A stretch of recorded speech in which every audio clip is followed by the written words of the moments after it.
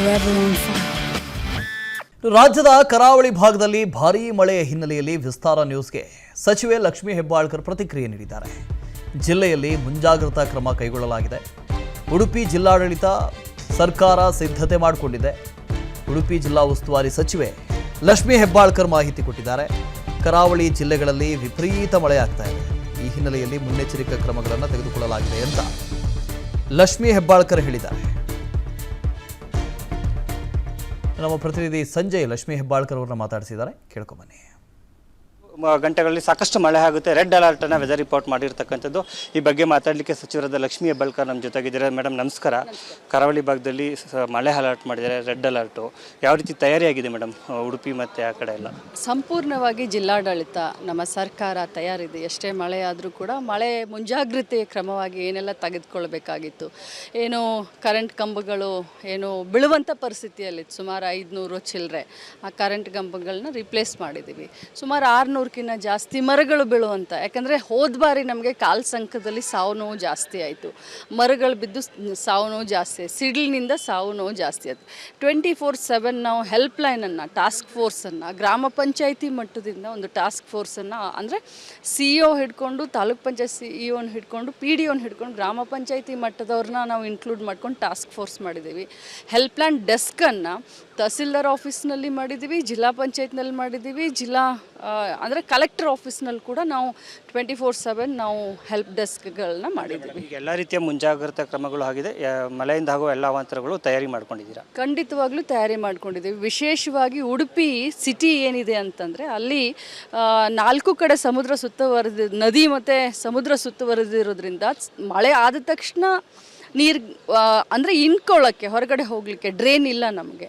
So ಈಗ ನಮ್ಮ ಸರ್ಕಾರ ಬಂದ ಮೇಲೆ UGD ಪ್ಲ್ಯಾನನ್ನು ಮಾಡಿಕೊಂಡು ಸ್ಯಾಂಕ್ಷನ್ನು ಆಗಿದೆ. 180 ಕೋಟಿ ರೂಪಾಯಿ ಈಗಾಗಲೇ ಸ್ಯಾಂಕ್ಷನ್ ಆಗಿದೆ. ಜೊತೆಯಲ್ಲಿ ಏನು ಡ್ರೈನ್ ಇತ್ವಲ್ಲ ಇಡೀ ಉಡುಪಿ ಸಿಟಿನಲ್ಲಿ, ಅವನ್ನೆಲ್ಲ ಕೂಡ ಮುಂಜಾಗ್ರತೆ ಕ್ರಮವಾಗಿ ನಾವು ಅವನ್ನೆಲ್ಲ ಕೂಡ ಕ್ಲೀನಿಂಗ್ ಕೂಡ ಮಾಡಿಸ್ತೀವಿ. ಅಗತ್ಯ ಬಿದ್ದರೆ ನೀವೇನಾದ್ರು ಭೇಟಿ ಕೊಡ್ತೀರಾ ಮೇಡಮ್ ಉಡುಪಿ ಜಿಲ್ಲೆಗೆ? ಖಂಡಿತವಾಗ್ಲೂ ಜಿಲ್ಲಾ ಉಸ್ತುವಾರಿ ಸಚಿವೆ ಇದ್ದೀನಿ, ಜವಾಬ್ದಾರಿ ಇದೆ. ಎವ್ರಿ ಡೇ ನಾನು ರಿಪೋರ್ಟ್ ತೊಗೊಳ್ತಾ ಇರ್ತೀನಿ. ಎವ್ರಿ ಡೇ ನನ್ನ ಜೋಡಿ ಟಚ್ನಲ್ಲಿ ಜಿಲ್ಲಾ ಆಡಳಿತ ಇದೆ. ಖಂಡಿತವಾಗ್ಲೂ ನಾನು ನನ್ನ ಅವಶ್ಯಕತೆ ಇದ್ದಾಗ ನಾನು ಖಂಡಿತವಾಗ್ಲೂ ಹೋಗ್ಬೇಟಿ ಕೊಡ್ತೀನಿ. ಹಾಗೆ ಅಲ್ಲಿನ ಸಾರ್ವಜನಿಕರಿಗೆ ಏನಾದ್ರು ಮನವಿ ಮಾಡ್ಕೊಳ್ತೀರಾ ಮೇಡಮ್? ಯಾಕಂತಾರೆ ರೆಡ್ ಅಲರ್ಟ್ ಇರೋ ಸಂದರ್ಭದಲ್ಲಿ ಸಾರ್ವಜನಿಕರು ಸಹಕಾರ ಕೊಡಬೇಕಾಗುತ್ತೆ.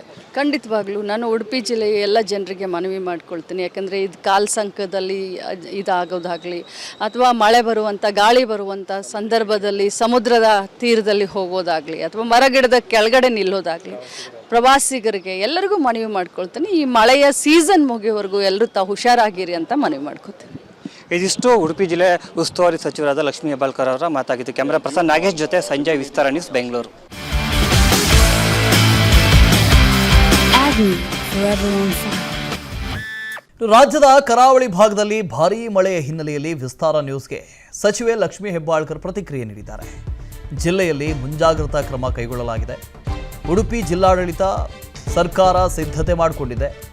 ಉಡುಪಿ ಜಿಲ್ಲಾ ಉಸ್ತುವಾರಿ ಸಚಿವೆ ಲಕ್ಷ್ಮೀ ಹೆಬ್ಬಾಳ್ಕರ್ ಮಾಹಿತಿ ಕೊಟ್ಟಿದ್ದಾರೆ. ಕರಾವಳಿ ಜಿಲ್ಲೆಗಳಲ್ಲಿ ವಿಪರೀತ ಮಳೆಯಾಗ್ತಾ ಇದೆ. ಈ ಹಿನ್ನೆಲೆಯಲ್ಲಿ ಮುನ್ನೆಚ್ಚರಿಕಾ ಕ್ರಮಗಳನ್ನು ತೆಗೆದುಕೊಳ್ಳಲಾಗಿದೆ ಅಂತ ಲಕ್ಷ್ಮೀ ಹೆಬ್ಬಾಳ್ಕರ್ ಹೇಳಿದ್ದಾರೆ. ರಾಜ್ಯದ ಕರಾವಳಿ ಭಾಗದಲ್ಲಿ ಭಾರೀ ಮಳೆಯ ಹಿನ್ನೆಲೆಯಲ್ಲಿ ವಿಸ್ತಾರ ನ್ಯೂಸ್ಗೆ ಸಚಿವೆ ಲಕ್ಷ್ಮೀ ಹೆಬ್ಬಾಳ್ಕರ್ ಪ್ರತಿಕ್ರಿಯೆ ನೀಡಿದ್ದಾರೆ. ಜಿಲ್ಲೆಯಲ್ಲಿ ಮುಂಜಾಗ್ರತಾ ಕ್ರಮ ಕೈಗೊಳ್ಳಲಾಗಿದೆ. ಉಡುಪಿ ಜಿಲ್ಲಾಡಳಿತ ಸರ್ಕಾರ ಸಿದ್ಧತೆ ಮಾಡಿಕೊಂಡಿದೆ. ಉಡುಪಿ ಜಿಲ್ಲಾ ಉಸ್ತುವಾರಿ ಸಚಿವೆ ಲಕ್ಷ್ಮೀ ಹೆಬ್ಬಾಳ್ಕರ್ ಮಾಹಿತಿ ಕೊಟ್ಟಿದ್ದಾರೆ. ಕರಾವಳಿ ಜಿಲ್ಲೆಗಳಲ್ಲಿ ವಿಪರೀತ ಮಳೆಯಾಗ್ತಾ ಇದೆ. ಈ ಹಿನ್ನೆಲೆಯಲ್ಲಿ ಮುನ್ನೆಚ್ಚರಿಕಾ ಕ್ರಮಗಳನ್ನು ತೆಗೆದುಕೊಳ್ಳಲಾಗಿದೆ ಅಂತ ಲಕ್ಷ್ಮೀ ಹೆಬ್ಬಾಳ್ಕರ್ ಹೇಳಿದ್ದಾರೆ. ಅನುಕ್ಷಣದ ಸುದ್ದಿಗಳಿಗಾಗಿ ವಿಸ್ತಾರ ನ್ಯೂಸ್ ಯೂಟ್ಯೂಬ್ ಚಾನೆಲ್ ಸಬ್ಸ್ಕ್ರೈಬ್ ಮಾಡಿ. ಹೊಸ ಸುದ್ದಿಗಳ ನೋಟಿಫಿಕೇಶನ್ಗಾಗಿ ಬೆಲ್ ಐಕಾನ್ ಕ್ಲಿಕ್ ಮಾಡಿ. ಲೇಟೆಸ್ಟ್ ಅಪ್ಡೇಟ್ಸ್ಗಾಗಿ www.vistaranews.com ವೆಬ್ಸೈಟ್ಗೆ ವಿಸಿಟ್ ಮಾಡಿ. ಅಂಗೈಯಲ್ಲೇ ಜಗತ್ತಿನ ಸುದ್ದಿ ತಿಳಿಯಲು ವಿಸ್ತಾರ ನ್ಯೂಸ್ ಕನ್ನಡ ಆಪ್ ಡೌನ್ಲೋಡ್ ಮಾಡಿ.